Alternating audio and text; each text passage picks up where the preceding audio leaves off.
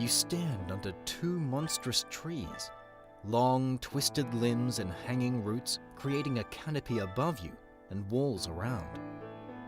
What are we doing here? You ask.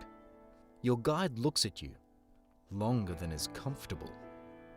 Time. You want to know its secrets, yes? Yes, I want to capture it. Can you help?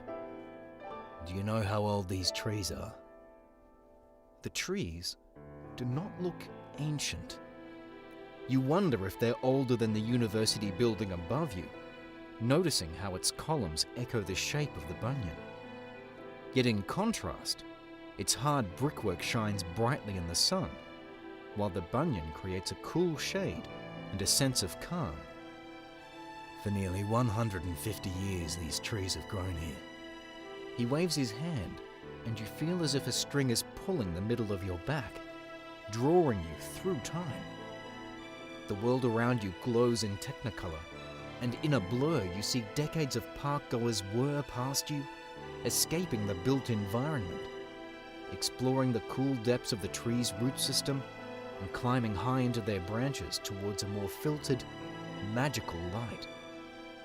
This particular tree, an Indian variety, was planted here in the 1800s by botanists to provide respite from the hot sun for those enjoying the gardens.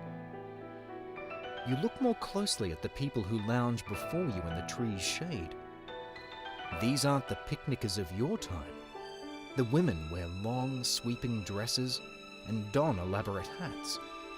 The men wear caps and ride by on antique-looking bicycles, stopping to talk to the elegantly dressed young ladies. Some sneak deeper into the shady pockets to scratch love poems on the roots. Your blood tingles. Yes! You weren't sure time travel was possible, but here's the proof. Generations of people living and visiting Brisbane have enjoyed time under these trees, telling stories and sharing secrets.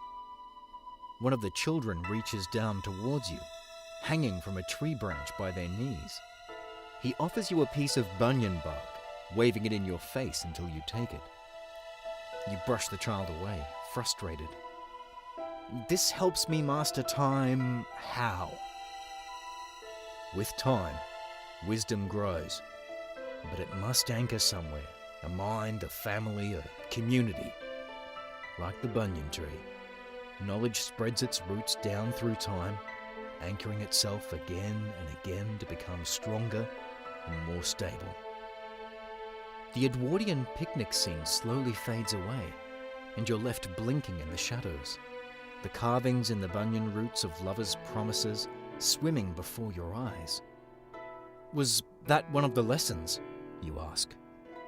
Your guide just says, "This way," and begins to walk down the path. You look at the piece of bark you hold in your hand. Scratched into its surface, you see a love heart with an arrow piercing through it.